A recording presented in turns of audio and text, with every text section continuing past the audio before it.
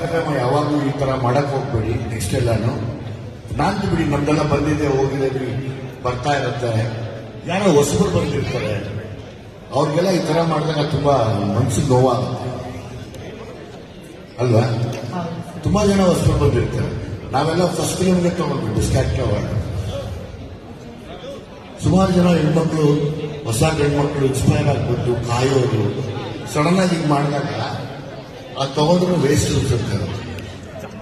So better ಇಡೀ ನಮ್ಮ ಕನ್ನಡನ ಇನ್ಚಾರ್ಜ್ ಆಗಿರೋ ಇದ್ದಂಡ ಈ ಪ್ರಾಬ್ಲಮ್ಗಳಾಗ್ತಾರೆ, ಈ ತಪ್ಪಾಗ್ತಾರೆ ನೋಡ್ಕೊಂಡ್ರೆ ತುಂಬಾ ಚೆನ್ನಾಗಿರುತ್ತೆ.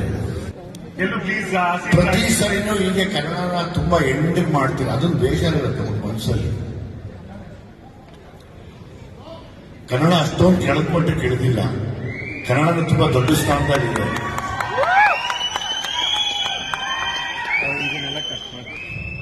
ಸೊ ಹಂಗಾಗಿ ಕನ್ನಡಕ್ಕೆ ತುಂಬಾ ದೊಡ್ಡ ಗೌರವ ಕೊಡಲಿ ಅಂತ ಹೇಳಿ ಈ ಅವಾರ್ಡ್ನ ನನ್ನ ಎಲ್ಲ ಅಭಿಮಾನಿಗಳಿಗೆ ಅರ್ಪಿಸ್ತೀನಿ. Thank you very much.